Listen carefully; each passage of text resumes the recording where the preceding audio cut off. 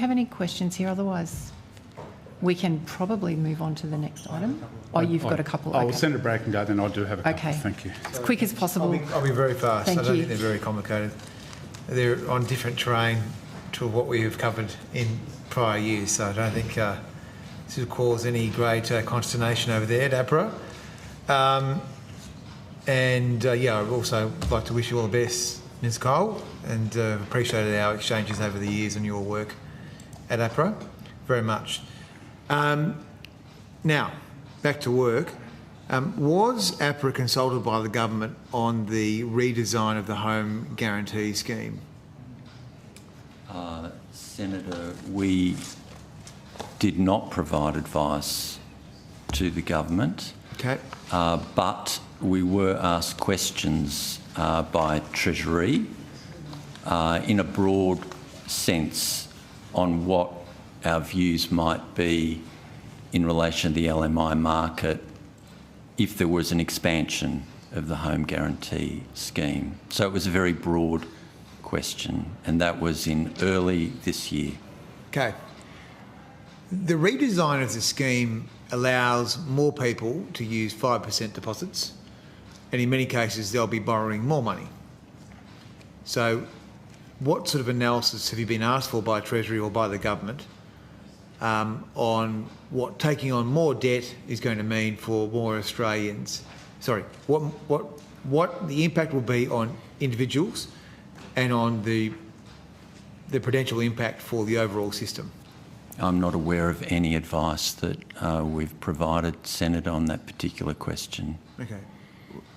Are your internal mathematicians looking at that? Well, Senator, we always worry about household debt. It is one of the vulnerabilities that we have in the Australian market, particularly the mortgage market. A lot of that debt that we have is in mortgages and is in variable rate mortgages. So when we're thinking about our prudential settings, whether they're micro or macro, that issue is live in our minds. But it's a much broader issue than the home guarantee scheme, Senator.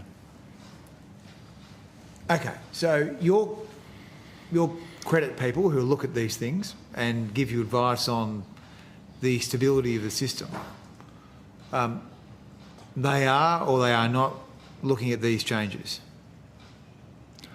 Well, Senator, we are looking at everything that impacts on the prudential standing of the financial system. And there are a lot of changes, there are a lot of vulnerabilities, there are a lot of risks that happen all the time. Okay.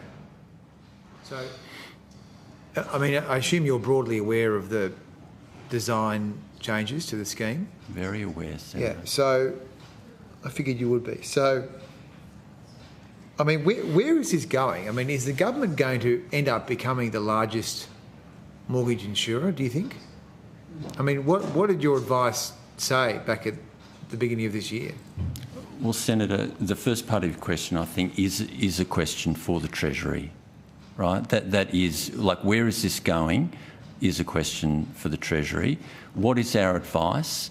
Well, as I said, we didn't provide advice direct to the government. What we said to the Treasury was that the LMI market is subject to a number of headwinds at the moment, quite separate from the home guarantee scheme, and this will be another factor in that. So, when you look at the LMI market, you must have some projections as to where it's going. I mean, the Commonwealth Government is going to become a very large mortgage insurer on any measure.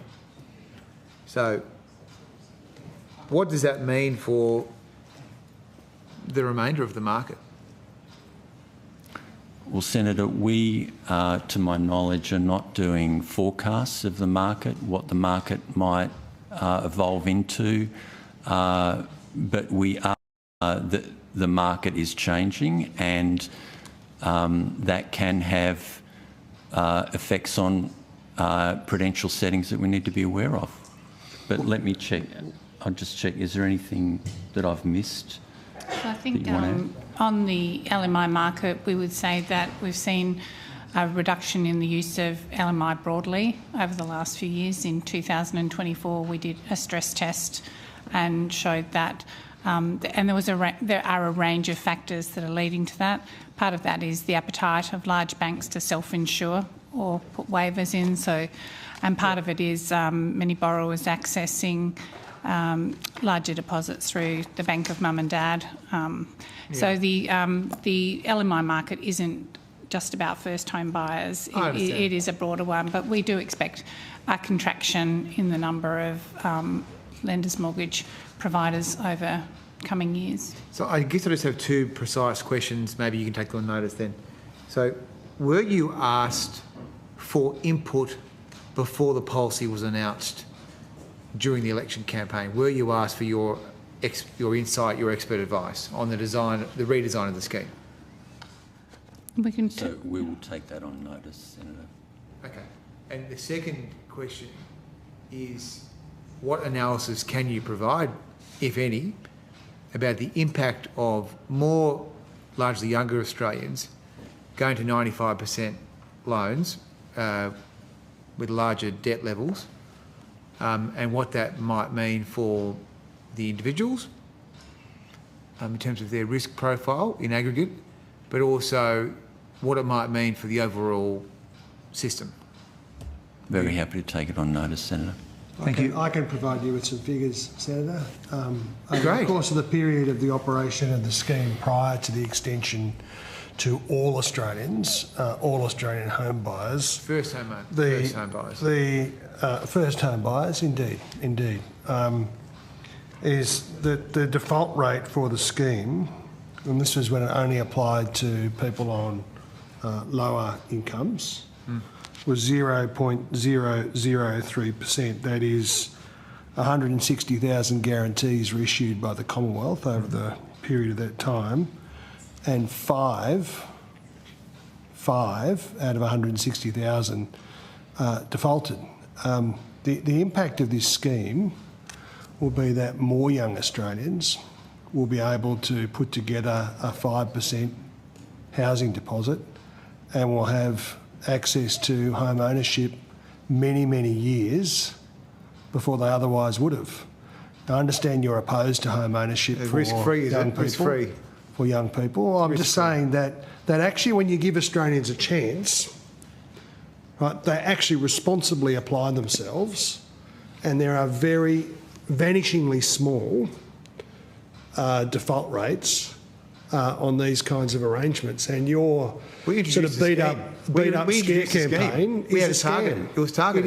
It is a scam. It was targeted. To lower income households. It was targeted, yeah. Right, to lower income households where you might argue that the risk of default might be higher. This scheme is extended to every Australian first home buyer. Great. Risk-free. And it means that, no, I didn't say risk-free.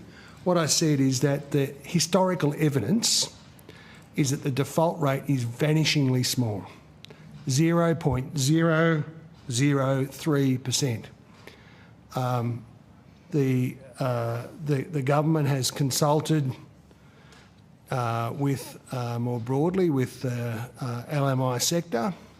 We're very confident about the policy settings here. It is a resilient approach that will mean that for the first time, young home buyers. What do you mean it's a resilient approach? What does that mean? It's a resilient approach because it's very, very low risk, very, very low risk. Really? Well, 0.003%. Okay.